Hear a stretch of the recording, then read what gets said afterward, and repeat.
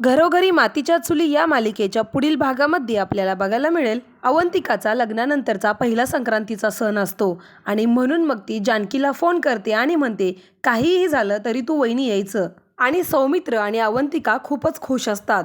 तर तिकडे ऐश्वर्या म्हणत असते ह्या घरात आल्यापासून तू एक क्षण सुद्धा मला सुखाने जगून दिला नाहीस अवंतिका. आता मी सुद्धा तुझे सगळे छोटे छोटे आनंदाचे क्षण सगळे विस्कटून टाकेन अवंतिका. तर तिकडे ऋषिकेशचा आणि सयाजीरावचा वाद चाललेला असतो. सयाजीराव ऋषिकेशला म्हणतो लेकरू असू दे नाहीतर पाखरू असू दे, हा सयाजीराव कधीच थांबत नसतो. आणि ओवी हातात पतंग घेऊन रस्त्याने धावत असते तर पाठीमागून सयाजीरावची गाडी वेगात येत असते.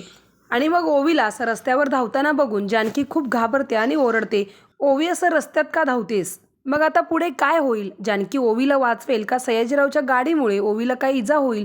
हे आपल्याला येणाऱ्या पुढच्या भागांमध्येच बघायला मिळेल. पण त्यासाठी आपल्या चॅनलला आत्ता सबस्क्राईब करून ठेवा.